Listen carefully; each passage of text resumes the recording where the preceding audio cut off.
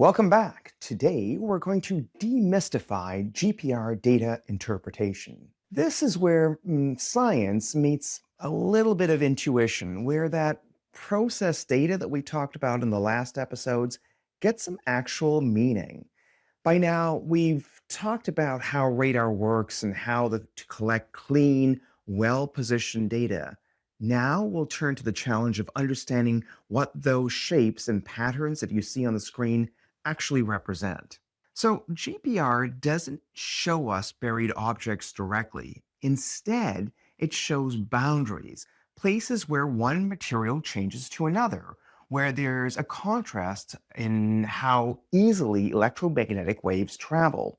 So these contrasts depend on something called dielectric permittivity, or the dielectric constant, the property that governs how radio waves travel through a material. For the most part, dielectric constant is actually a measure of water saturation, moisture. The only exception is that of metals, which have an infinite dielectric. So a sudden change in dielectric constant, such as like change from dry soil to wet sand or from rock to air, reflects a portion of the radar energy back to the antenna.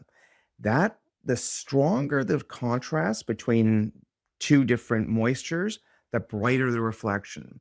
In this way, GPR is a lot like shining a light on a mirror or a window. What you see depends on the difference between the materials on each side of the surface. When you open a radar profile, sometimes we call it a radargram, what you're really seeing is a kind of like an echogram, amplitude plotted against time, right? So the time axis is vertical, the distance is horizontal. And each vertical line, we call it a trace. That trace records how the radar pulse echoed back over time as you move the antenna across the surface. So the two main features that dominate these radar images or radargrams. The first is a sort of continuous or wavy reflections that extend across your screen, which represent geological layers or bedding layers, or it could be the base of a slab on grade. These appear, as I said, as broad, flat bands stretching across the entire profile. The second, and sometimes more interesting, are discrete reflections, which form actual shapes, most famously the inverted V or U shape called a hyperbola. That hyperbola is a signature of a compact target. It could be a pipe or a boulder or a void or really any small object you went across with the radar. It forms because the radar is not a laser beam that points into the ground. It's like a flashlight. Actually, the drier the ground, the wider the flashlight beam is. So, like in dry sands, it's like taking a mag light and opening up the aperture very wide. Conversely, on a lake in pure water, the mag light is very narrow and focused. So that means in dry conditions, your hyperbolas will be much wider compared to wet conditions. In either case, the antenna detects the object a little bit before it's directly above it. And again, when it's centered, it detects the shortest possible travel distance. So the apex of that hyperbolic curve marks the true horizontal position of the target. Now, when you understand how hyperbola behave and how they're developed, you begin to see the subsurface truly in three dimensions. Consistent hyperbolas in a straight line across multiple GPR profiles would suggest a buried pipe or a cable. Now, the brightness or amplitude of each reflection tells us a little bit about the contrast between materials. Metal, for example, reflects all the energy from the radar, so it comes back as a very, very strong, sharp response. Air-filled cavities or dry voids also reflect strongly because it has an extremely low dielectric constant. In fact, air is the driest material in the world, right? It has a dielectric number one. So subtle changes such as from rock that's dry, like let's say we're looking for a dry boulder in dry sand, that would produce only a faint signal because we're going from dry to dry. And that's only detectable when the data is maybe processed and viewed really carefully. You would probably never see that in the field. So as radar energy travels deeper into the ground, it weakens. We talked about that. This loss of strength, called attenuation or absorption, is mostly controlled by electrical conductivity. Dry, resistant materials like sand, gravel, or the best is ice allow radar energy to penetrate several meters or even tens of meters, and in some cases, hundreds of meters into the ground. In contrast, wet, clay rich soils like those or those contaminated with salt water, for example, are very conductive and absorb the radar signal very quickly, sometimes stopping it within 10 centimeters.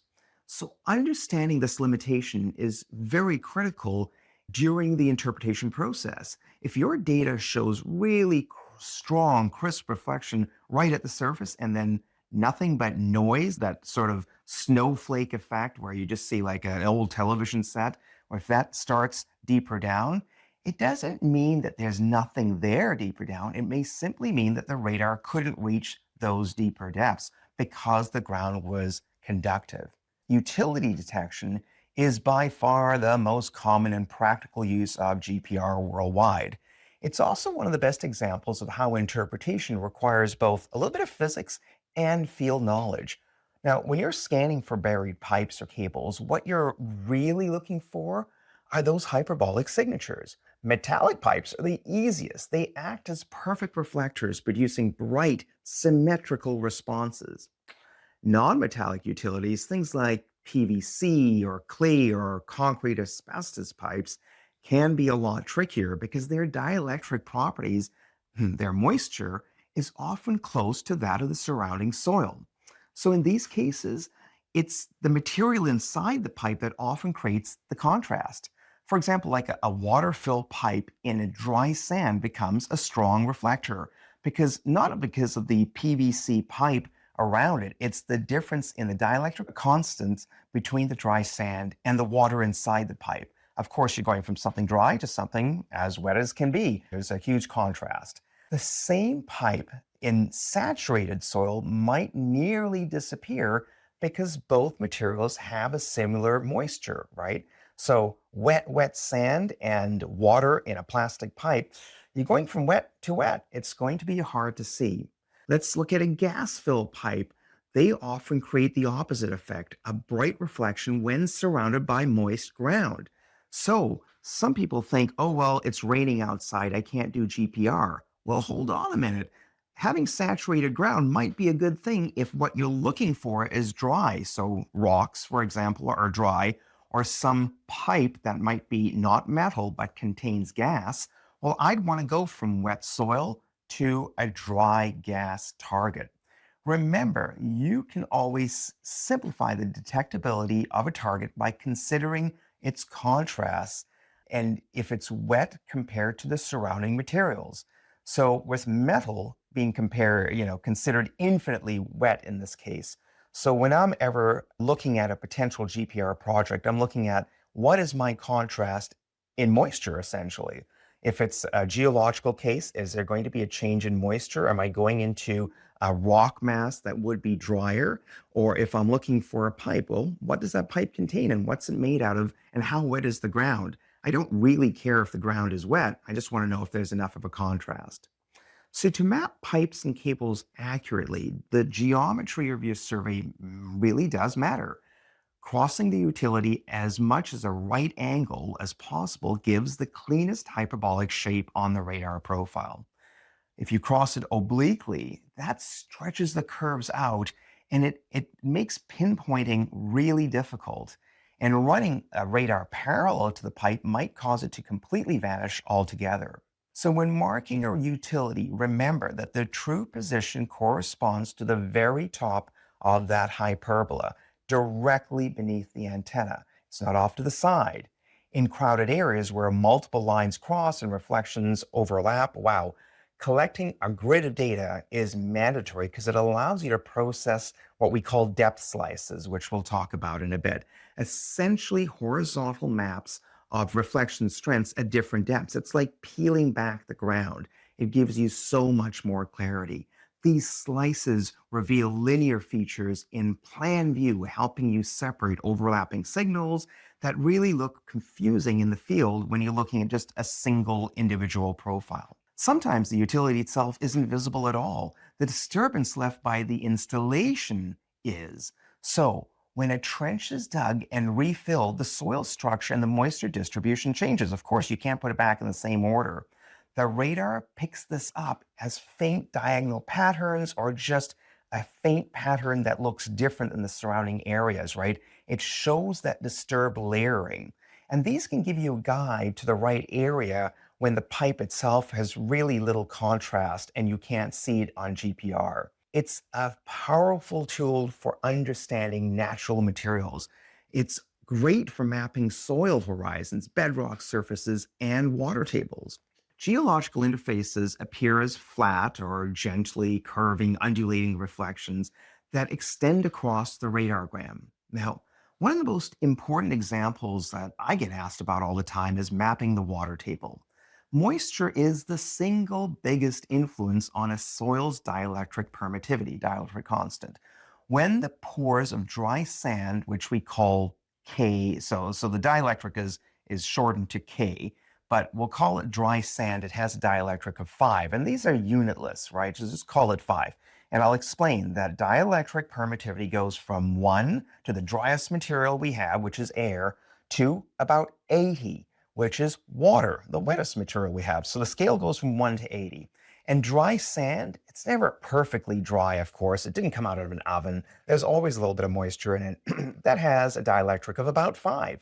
And as I said, water has 80 or 81. So the difference between dry sand and water saturated sand in a water table is a strong contrast. The water table usually appear as a bright horizontal band marking the boundary between the unsaturated and saturated zones, right? However, the water table is quite often very hard to see on GPR data, or is quite often completely invisible if the transition from dry to wet soil is gradational due to capillarity. In general, it's actually better to use much lower frequency antennas to see the water table because they are low resolution enough to see that gradational change from dry to wet. Think of it like, if you're trying to map the side of a stand of trees, you don't care about individual trees. You want to see where the trees start. And in that case, it might be better to blur the photograph if that's an understandable analogy. Air-filled cavities and tunnels are also very easy to detect because they're dramatic contrast between rock and air. As I said, rock could be 5, 10, 15 in the dielectric scale, and air is 1. The reflection coefficient between typical rock and air is very high. But if the tunnel or void is filled with water, then you're going from something like 5 or 10 or 15 to 80. It's an even stronger contrast. And then there's ice.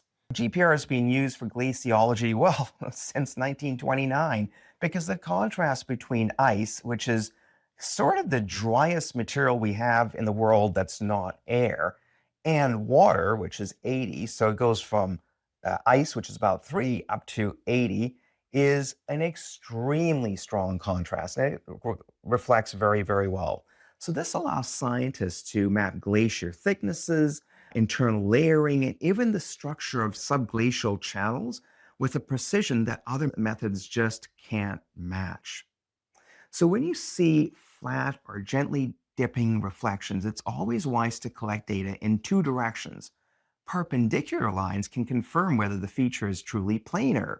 A pipe or a tunnel running parallel to your line can easily masquerade as a geological layer if you view it from only one angle. Some of the most fascinating and delicate applications of GPR are in archaeology and forensics, where the goal is not only to locate what's buried, but also to preserve it. In archaeology, GPR reveals patterns of human activity that have long vanished from the surface. You can see foundation, walls, streets, burials. We can even map sometimes ancient footpaths. Why is that? Because footpaths mean compaction of the ground. Compaction of the ground yields different pore porosity and pore space. Different pore space means different moisture, and the GPR responds to changes in moisture. So there's a tremendous amount of detail that can be revealed in archaeology using ground penetrating radar. So if we survey in dense grid and produce these beautiful depth sizes, archaeologists can reconstruct the layout of ancient settlements without even touching a spade.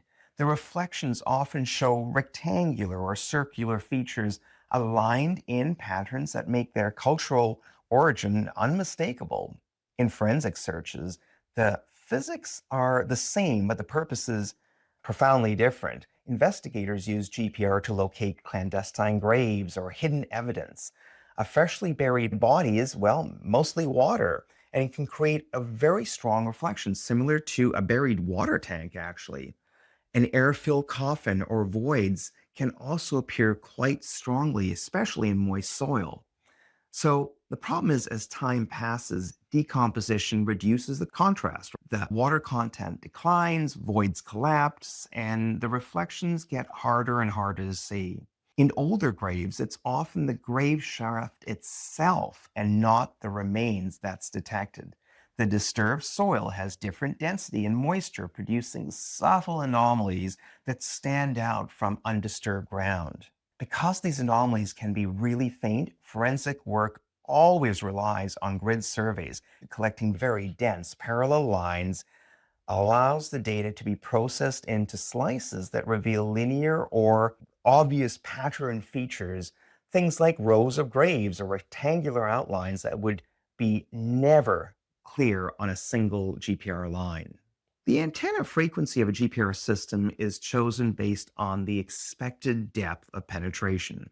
Lower frequencies, let's say around 250 to 500 megahertz, are a good balance between resolution for most forensic searches and penetration. We need to get down to 5, 6 feet. 250, 400, 500 megahertz are in that good range to do that. Very high frequency surveys can be used for shallow, high resolution mapping in urban and indoor settings. Interpretation is where experience truly counts. Every reflection must be considered in context. So you have to ask yourself whether the shape, the size, the strength of the feature makes sense given the site and the materials. A symmetrical hyperbola might be a pipe, or it might be a root or a rock, or it could be a reinforcement bar. It could be a cheeseburger for all we know, right? Out of context, a single radar profile means absolutely nothing at all. It's garbage. It just shows a target is there. It does not tell you it's a pipe. So it's only by collecting very dense data in close line spacing and your knowledge of the site and its history and the surrounding geology can you interpret anything with confidence. We're always looking for patterns rather than isolated events. One strong reflection could be anything, as I said. Several parallel reflections in a consistent spacing likely represents rebar or a pipe. Repeating hyperbolas at equal depths are often a buried cable run, or as I said, a pipe. And always be aware of artifacts, false signals induced by subsurface clutter or interference or poor ground coupling or things above the ground. Recognizing these takes practice, and reviewing data from multiple directions often helps enormously. Remember also that antennas are generally not well shielded, regardless of what your manufacturer and salesman told you. The antennas are not well shielded, particularly when you get down to 500, 200 megahertz. They're probably shielded only about 30 to 50%. And that nice, crisp reflection that you see deep down in your radar could very likely be coming from an overhead power line. So always remember when you're on site to take photographs. They're free on your phone. Take photos, drop them into your processing package. They will be geolocated on your map so you can add some context to your interpretations. So often I am presented with data that you go, wow, what is this? That's amazing penetration. And then you look at a map or a satellite image and you realize that that is an overhead power line or they pass by a metal object. Processing sharpens your radargram. Interpretation brings it to life. The radar doesn't lie, but it also doesn't explain itself. That's your role as an interpreter. Good interpretation blends science and a bit of intuition. It's about understanding how waves interact with different materials, the physics, but it's also about reading the patterns that they create. You're not just identifying reflections, you're translating them into like a story of what lies beneath, right? Pipes, cables, layers, voids, history, and traces of humanity. By focusing on the contrast, the geometry, the attenuation, and combining radar data with good site knowledge and thoughtful field practices, you can turn those really mysterious wiggles into insight. So, GPR interpretation is both a science and a lot of art. Thanks for joining me and staying curious about the world below the surface. I'll see you in the next episode.